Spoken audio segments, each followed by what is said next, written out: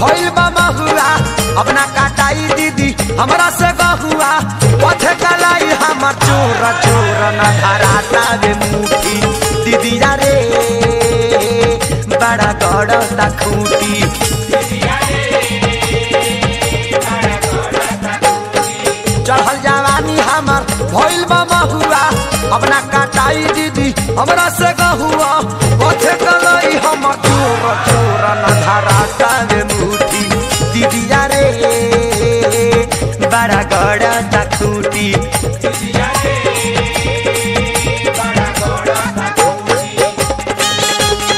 का हो जाना धन अरे रामो सूरत के लेला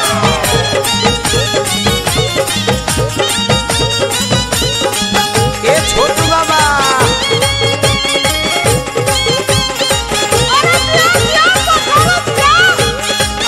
अरे पवन बाबा तनी पात्रा देखी कैसे धराई अरे दिया हो दिया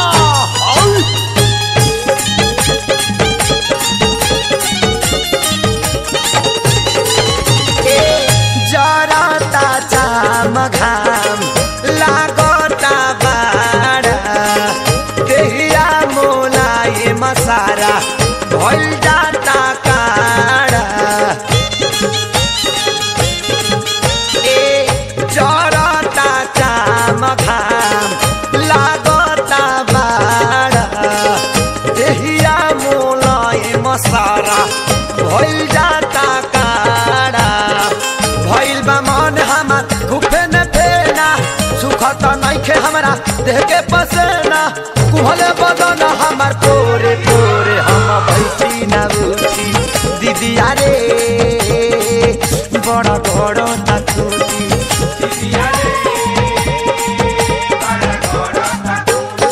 ए परशुराम बाबा कृतपुरा छोड़ी अब चली दिल्ली रघु तनी लैली पैसो भैया के ले ली काहे पे दर्दी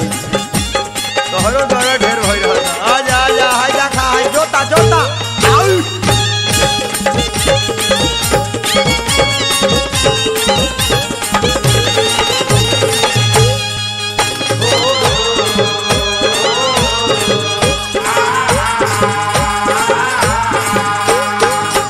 डाड़ा में दराता होला काटी जबनी हुरा के गोड़ाओ में चूहे बाड़ा रहिले सिहुरा के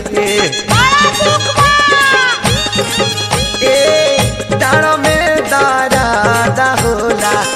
काटी जबनी हुरा के गोड़ाओ में चूहे बाड़ा रहिले सिहुरा के लारा पुआर भइल जाता मनावा गरम ताव धोको तावे पावनावा चोपन से चुवतावे लोरा लोरा लबा दे देना छूटी दीदी रे बड़ा गड़ा तखूटी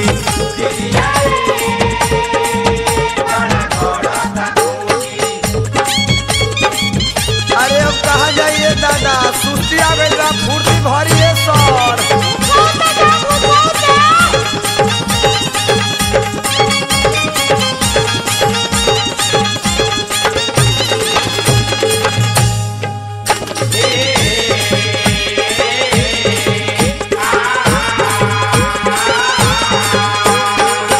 लागल तारा सएगो इहे बारे इच्छा महेश खेसारी संगे बैठी बगीचा लागल तारा सएगो इहे बा इच्छा महेश खेसारी छा